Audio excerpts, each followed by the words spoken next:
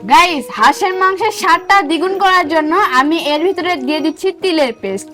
আর আজকে আমি প্রথমবার তিল দিয়ে হাঁসের মাংস রান্না করতেছি। আর এর জার থেকে এত সুঘ্রাণ আসতেছে, মনে হচ্ছে এখনই সব খেয়ে নি। আজকে আমি মাটির চুলায় হাঁসের মাংস রান্না করব।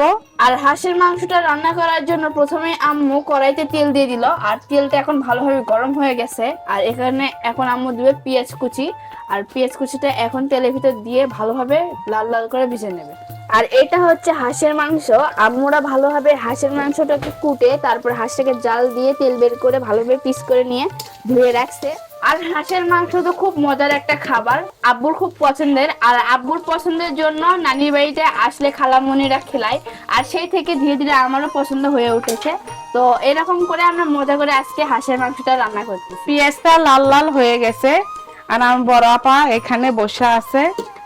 এর মধ্যে এখন আমি তেজপাতা দিব, তারপরে আদা বাটা, রসুন বাটা, তারপর জিরা বাটা।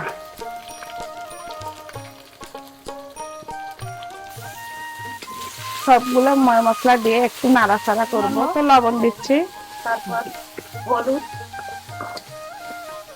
আর হাতে বানানো গরম মশলা স্পেশাল।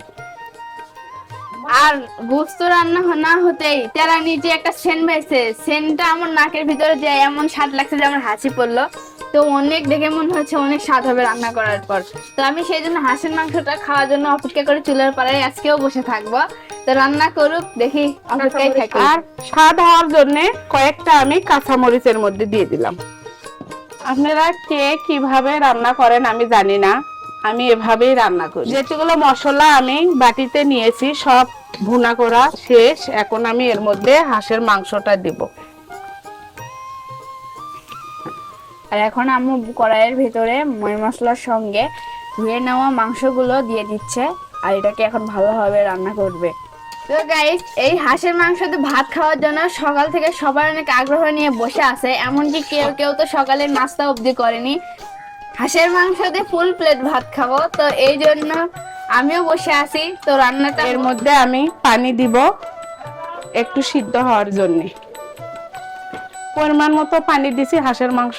এটা আমি এখন ঢাকনা দিয়ে ঢেকে দেব জল দেওয়ার জন্য। আর গাইস, আম্মু তরকারিতে একটা জিনিস দিতে ভুলে গেছিল হাঁসের মাংসের ভিতরে, এই যে তিলের পেস্ট, এটাই দিবে এখন। আমি দিয়ে দিচ্ছি। কয় চামচ দেবো? 2-3 চামচ।